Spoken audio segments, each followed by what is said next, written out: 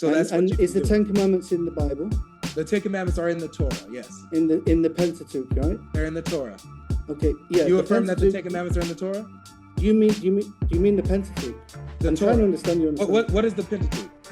The first 5 books of the Bible. And what are the first 5 books of Moses also called?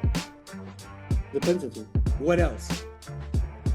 The books of Moses. Come on. The Torah. All right. Let's try this again. As most of you know, Avery also known as GodLogic, just recently debated John Fontain, and he debated him on Modern Day Debate, hosted by James Kuntz, and they debated, does Islam confirm the Bible? Does Islam confirm the Bible? And this is a great subject matter because this is one of the primary emphasis of Islam, right? One of the important aspects of Islam is whether they affirm the Bible or not. Most often, Islam would say yes. Muslims will say yes, we affirm the Bible, but we affirm the Bible that has not been corrupted, right? The Bible today has some corruption in it. We had, they reject Paul the Apostle, his teachings, things like that. They say that the Quran is the standard, the Hadith is second in authority, and the Bible came before the Quran and came before the Hadith. And so the Bible, before it was corrupted, is affirmed, or has affirmation, is affirmed and accepted as from Allah. But the problem with that is that can the Muslim substantiate the argument concerning the contents of the Bible without affirming the Bible of today? And I think that is where Avery Austin did a fantastic job at revealing that Mr. John Fontain, and probably more than most Muslims, are not able to affirm their argumentation without using the Bible of today to affirm the argument. So in other words, Avery is using a little bit of presuppositional apologetics. What Avery is going to do here, and I will show you the clip, what Avery is going to do here is that he's going to prove that they have to borrow from the Christian worldview in order to substantiate their claims, right? Once again, that is clear-cut presuppositional apologetics at its core. A lot of people think that presuppositional apologetics only work against like atheists or atheist worldviews. But what Avery Austin is about to show here is that presuppositional apologetics not only works against the atheistic worldview, but also the religious worldview. John, do you have a single manuscript of this Injil or Psalms or Torah that you have been talking about, that have any of these quotes that you've been referring to? I've mentioned manuscripts of the New Testament earlier in our debate. Well, before we let Avery finish his question, just sort of give you a little context. Obviously, this debate took place on Modern Day Debate, and John Fontain is on the left, and Avery is on the right. And this is Avery's cross-examination time in the debate. All right, so let's finish Avery's question. Let's see how John responds to it. Do you have any manuscripts of this Injil or Torah or Psalms that you're talking about? The position of the Injil that was in Medina is a similar position to what the New Testament Gospels are in, because you don't have any New Testament Gospel. You don't have the originals of the New Testament Gospels. All you have is later manuscripts. Yeah, I'm just asking if you have any manuscripts. Similarly, with the Injil that was in Medina, this is not the Muslim Injil. This my is brother, Injil, you're wasting my time. Do you have any manuscripts of this Injil that you're talking about? I'm explaining now. Yeah, it's a yes. Do you have any manuscripts? You want yes or no question? Yes. Yes or no answer. Yeah? This one is a yes or no. If you have any, no, we don't have any. Okay, thank you. So you have no. All right. So remember, Avery is setting him up, and John has already messed up. If you guys didn't catch that, John has already messed up. He's already said that, no, we don't have any copies of the Injil or manuscripts of the Injil or the Gospels. We have no copies of that, right? We have no manuscript copies of that. So he's already, but he said that they have to be in the same condition as the Greek manuscripts for the New Testament, right? He's already using the Christian worldview to substantiate his argument. He's already messed up within the first question. And Avery knows this. So Avery is already aware of his goof up. And so Avery's going to begin to press him into a corner that John is going to struggle to not get out of, right? He's not going to be able to get out of this corner. I was going to say he's going to struggle to get out of this corner. He's not going to get out of this corner because Avery's going to hold him pinned down, because Avery realizes already that John has messed up.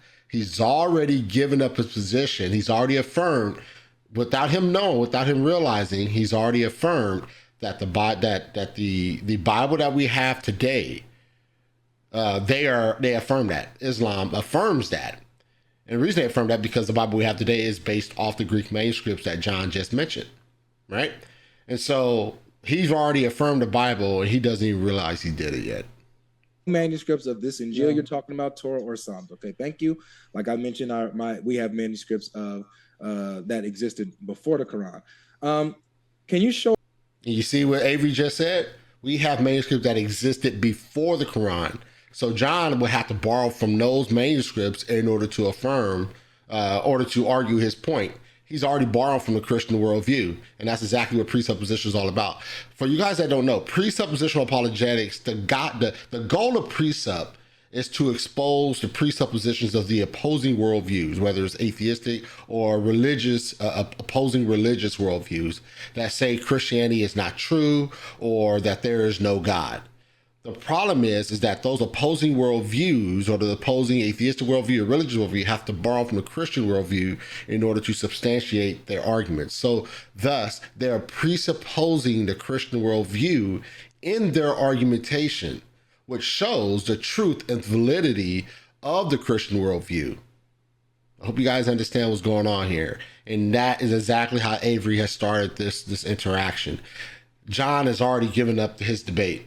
Once again, the topic of this debate is, does Islam affirm the Bible? Avery's already won the debate. Debate is over. John has just affirmed the Bible by relying on the Greek manuscripts upon which the Bible of today is written from. A verse in the Quran that says that the Torah and the Injil have been generally, universally, and textually corrupted, meaning that all Torahs, all Gospels, all Psalms, everywhere, generally, universally, and textually have been corrupted. No, and I don't believe that.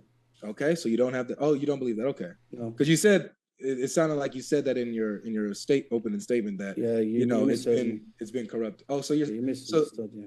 All right, so is your position then that there is a Torah, Gospel, and Psalms that are intact, that are preserved here in our realm today? No. Okay, so then your position is that it is generally, textually, and universally lost and distorted?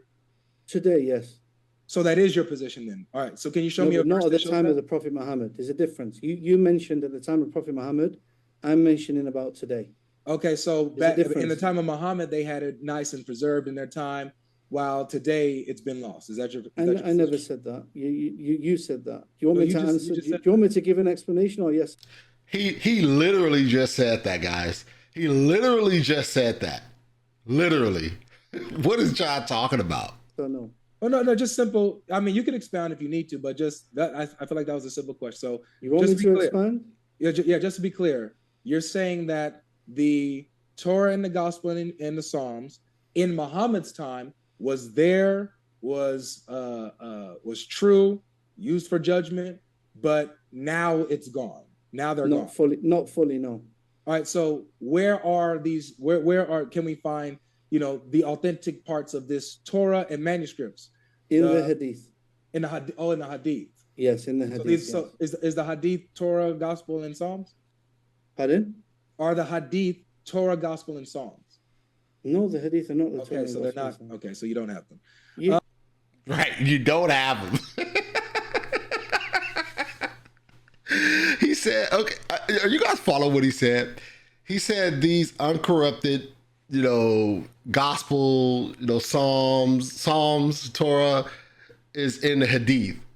And then Avery asked him, is the Hadith the gospel, the Psalms, and so forth? And he says no. And Avery said, then you don't have them. John contradicted himself. John, this is not looking good for you, buddy. This is not looking good for you. I got you. Your questions are silly. Well, they're simple. Don't judge me for my question. Maybe to your audience, but not to mine. Yeah, maybe. They'll see what you don't understand it, but don't worry, I'll elaborate. I got you. You said that the understanding of the Torah was that it was the Ten Commandments. Can you show me in the Quran where it says the Torah is the Ten Commandments? No, I'll show you in the Bible though. Wait. Why are you going to the Bible? That's not the Torah or the Gospel or anything. That you guys see what he did? That's precept, right? He's borrowing from the Christian worldview right now. He's borrowing from the Christian worldview. John, you can't do that. Remember, this is do Muslims borrow? Do Islam affirm the Bible? That's the topic of this debate. Does Islam affirm the Bible? You're saying no, we don't affirm the Bible today because it's been corrupted. Then you cannot flip around and use the Bible of today to affirm your position, to affirm your argumentation. That is classic precept, guys. Classic presuppositional apologetics. And Avery is cooking right now. I see he got his chef apron on. He definitely needs to wear that because he gonna get messy with all this cooking. I said in your understanding of the Torah. My understanding of the Torah. Why are you arguing my understanding of this debate? Isn't my understanding of the Torah or anything? No, the debate is, does Islam affirm the Bible? So when we're talking about the Bible, we're discussing what is the Torah from the Christian perspective. What is the Torah in that Bible? No, I made clear of what I was proving today. That your Quran affirms, when we're talking about the Bible, specifically the Torah, the Gospel, and the Psalms that it mentions. Okay. So that's what you is the Ten Commandments in the Bible? The Ten Commandments are in the Torah, yes. In the Pentateuch, right? They're in the Torah. Okay, yeah. You affirm that the Ten Commandments are in the Torah? Do you mean the Pentateuch?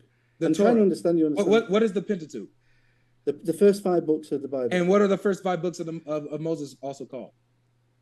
The Pentateuch. What else? The books of Moses. Come on.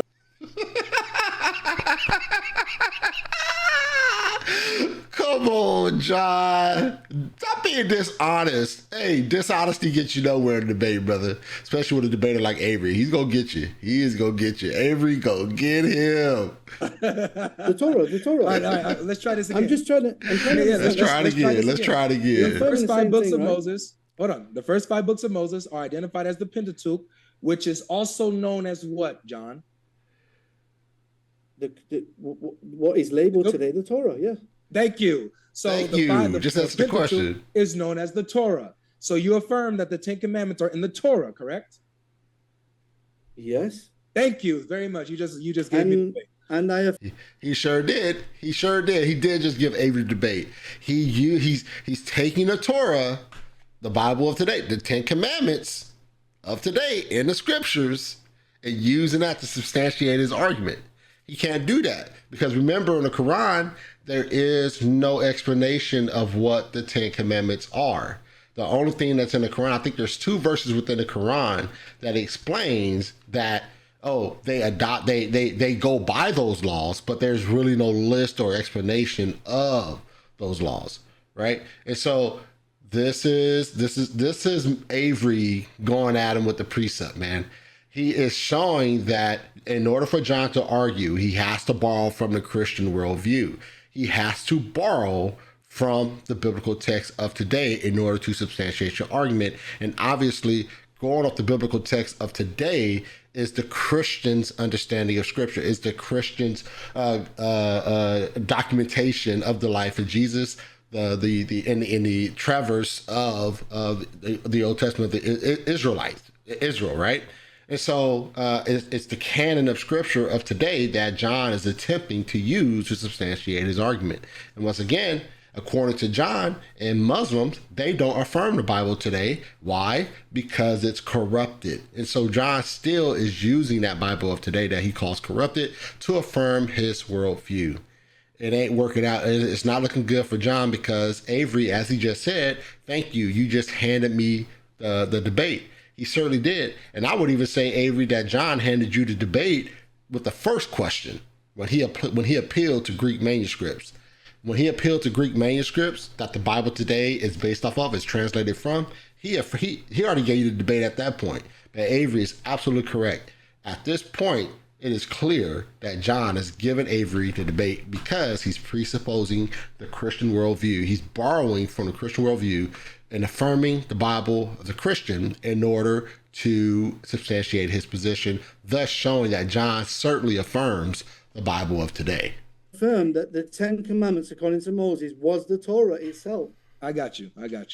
In Deuteronomy 27, 8 to 10, it says that Moses' concept of the Torah was what was on the stones. This is before the Pentateuch was even written. I got you. So Moses says, where are you getting this from? And you shall write clearly all of the words on this Torah on these stones. On this what? So the concept of Torah, according to Moses, was on the tablets. Is that true? Now later, wait, stop, you're draining my time because I didn't ask all this. Is that true? Okay. What? Is that true of what you just read from the Torah that we have today? Is that true? That the 10 Commandments were on the tablet? No, we can't. I can't affirm or deny. But I'm asking you to affirm or deny right now because this is the debate. I'm asking. I can't. Islam does not speak whether it was 10 Commandments or not. So then, it does. Your Quran does mention the 10 Commandments. It just doesn't tell us whether it's the Torah or not. The Hadith mentioned 10 Commandments, but we don't know if that was so does only the Quran. Torah. We don't know if it had more or less or anything. What I'm saying to you is your concept of the Torah, Moses' concept of the Torah, how do you know Moses' concept of the Torah? How do you know Moses? How do you know Moses' concept of the Torah? You see the question when Avery asked, because he asked a question, he asked him while John was going on his little rant a couple seconds ago. Avery asked him, like, how do you know that, right? How do you know that, right? And then Avery asked him just now, how do you know Moses' understanding of the Torah? Like, how do you know that? How do you know that? And that's the same question you ask a presupposition. When an atheist makes a when an atheist makes a moral declaration or is morally outraged about something, the Christian may ask, hey, so how do you substantiate that? Like, why is that wrong? Right? According to what standard? Right? According to what standard? According to what standard? You hear that continuously in a presuppositional position because what the Christian is trying to do, the same thing Avery is attempting to try to do here, he's attempting to try to show John that, hey, your arguments don't work unless you are presupposing Christianity, unless you are borrowing from the Christian worldview. That is the only way that your arguments work. And so when he asked John, hey, how do you know Moses' understanding? He's attempting to get John to admit that, yes, I'm borrowing from the Bible of today. Thus, I'm affirming the Bible of today when I claim that I don't. Good job, Avery. You are killing it, buddy. You're killing it. I'm saying according to you, Moses. No, it's not according to me. You said according to Moses. How do you know Moses? Okay, let me rephrase it. Okay. And they're going to rephrase. See, he wants to rephrase the question because he knows that if he goes on answering this question, he's caught. He already caught himself a long time ago. But John messed up big time here. According to you, Moses' concept of the Torah was what was on the tablets. All right, thank you. According to Moses, what was the Torah? According to Moses, what was the Torah? Yes. The book that was revealed. What was that? Allah, you're just saying, what was that? What do you mean, what was that? What was that? When Moses was to open up the Torah or recite the Torah to the people, what was he using? What did he have? What did the people have? What do you mean, what did the people have? At what time? Because you're talking about Moses. What was Moses' understanding of what the Torah was? What was he reading to the people? It was a book from Allah. It was a book that was revealed from Allah. What was that? You're not telling me what it was. We don't know. We don't have details there it is. On what it is. No worries. You don't know what it is. So if you don't know what it is, then you can't tell me what it's not. You can't tell me that. Wait, stop. No, we can't tell you what it wasn't. Habibi, this is my time. Because your concept is what was authored by Moses, time, bro. And that's not. We're going to stop the video there, guys. But as you can see, John is in the corner, man. And John had to rephrase his responses several times in order to try to wiggle himself out of that corner. But I tell you what, man, Avery, you are an amazing apologist, brother. You are doing your thing, man, and I really do appreciate your efforts, man. Learn something, guys, that precept works. A lot of people have a problem with precept. Precept works when you can expose people for borrowing from the Christian worldview, just as Avery did. right? Avery used classic presuppositional apologetics. He showed that Muslims in general, cannot substantiate their argumentation that they reject the Bible today because of corruptions without affirming the Bible of today. They cannot substantiate their arguments, right? They can't do it. They assume that the manuscripts, evidence, the manuscripts that they have or they had a long time ago aligned with the Greek New Testament manuscripts, they don't have it. They just simply don't have it. He doesn't know anything about Moses' position on the Torah. He knows nothing about any of that without first borrowing from the Christian worldview and applying scripture of today to his argumentation. He can't substantiate his argument without doing that. Thus, they affirm the Bible of today. They have to. They have to. And so therefore, Avery wins this debate by a landslide. By a complete landslide. Avery, fantastic job, brother. You are an amazing apologist. I appreciate you. Good job. And I pray that everyone, if you watch that debate, you'll learn something of how to debate these Muslims. Avery, you did a fantastic job. And just for Avery, I'm going to do your little hand, the dusting off of your hands, because you definitely did the dirty work. You definitely cooked. And man, you might, like I said, you may need to wash that apron, because that apron got all kind of stuff on it, because you cooked, and you cooked a lot. And great job, man. Take care. God bless you, man. And that goes to you guys as well. If you have yet to do so, make sure you subscribe to The Gospel Truth. Hit that notification bell and that subscribe button so you miss out any shows that are coming up here in the future, all right? Take care. God bless.